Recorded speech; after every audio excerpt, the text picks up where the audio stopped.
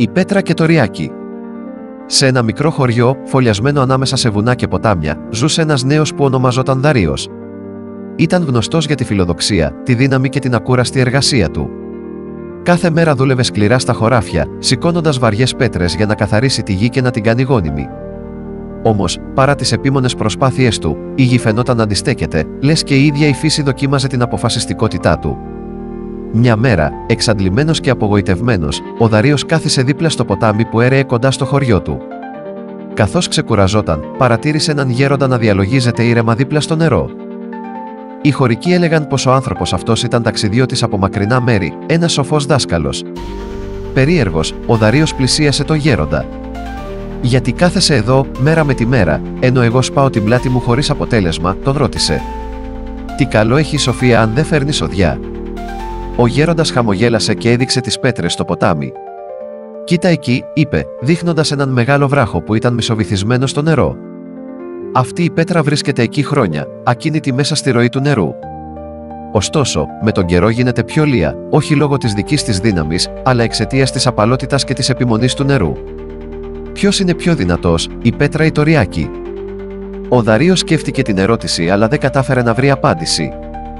Ο γέροντας συνέχισε: «Η δύναμη δεν βρίσκεται μόνο στο να αντιστέκεσαι ή να αντέχεις. Το Ριάκι δεν παλεύει με την πέτρα, την αγκαλιάζει, κυλά γύρω της και, με τον καιρό, τη διαμορφώνει. Έτσι πρέπει να μάθουμε να ζούμε κι εμείς. Δεν μπορούμε να εξαναγκάσουμε τον κόσμο να υποταχθεί στη θέλησή μας, αλλά μπορούμε να προσαρμοστούμε εμείς μέσα σε αυτόν». Στις μέρες που ακολούθησαν, ο Δαρείος επέστρεψε στη δουλειά του με μια διαφορετική προοπτική. Αντί να πολεμά τις πέτρες στα χωράφια του, τις τοποθέτησε σε έναν τοίχο, δημιουργώντας ένα όριο για τη γόνιμη γη. Έγινε υπομονετικός με τους ρυθμούς της φύσης, αφήνοντας τον εαυτό του να διαμορφωθεί από κάθε εμπειρία και κάθε δυσκολία, όπως διαμορφώνεται η πέτρα από το Ριάκι. Πέρασαν χρόνια και ο Δαρείος ευημέρισε. Οι άνθρωποι του χωριού παρατήρησαν την ήρεμη ψυχή του και συχνά ζητούσαν τη συμβουλή του. Έγινε γνωστός, όχι για τη δύναμή του, αλλά για την ανθεκτικότητα και τη σοφία του. Ένα βράδυ, καθώς συλλογιζόταν το ταξίδι του, κατάλαβε το μάθημα του γέροντα. Η αληθινή δύναμη δεν βρίσκεται στη βία, αλλά στην αποδοχή στο να αγκαλιάζεις όσα δεν μπορείς να αλλάξεις και να αντέχεις με υπομονή και χάρη όσα φέρνει η ζωή.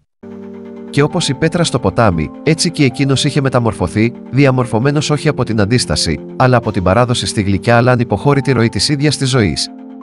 Αυτή η ιστορία ενσωματώνει κάποιες από τις διδασκαλίες του Μάρκο Αβρίλιου για την ανθεκτικότητα, την ταπεινότητα και τη σοφία της προσαρμογής στη φυσική πορεία της ζωής αντί της προσπάθειας να την ελέγξουμε. Το μήνυμα είναι: αντέξτε με χάρη ότι σας φέρνει η ζωή, και στο τέλος, διαμορφωθείτε από τα ρεύματα της ζωής αντί να τα πολεμάτε. Πολυμέσα, δημιουργία και επεξεργασία βίντεο. Μάθημα πληροφορικής Α Λυκείου. Περιφερειακό Λύκειο Λιβαδιών.